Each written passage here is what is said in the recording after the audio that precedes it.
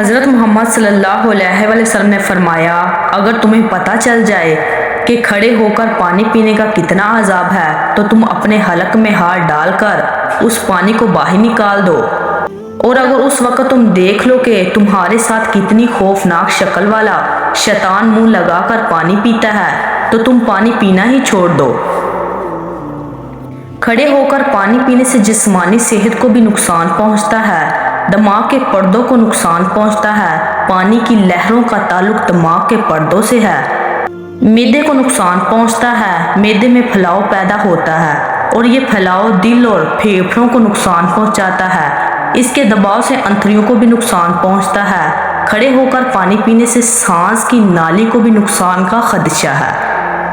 پانی کے بارے میں رسول پاک صلی اللہ علیہ وسلم کی سنت پر عمل کیا جائے تو ثواب بھی ہوگا اور صحت بھی ٹھیک رہے گی۔ حضور پاک صلی اللہ علیہ وسلم نے پانی کو گٹا گٹ پینے سے منع فرمایا ہے۔ پانی کو ٹھہر ٹھہر کر 3 سانسوں میں پینا چاہیے۔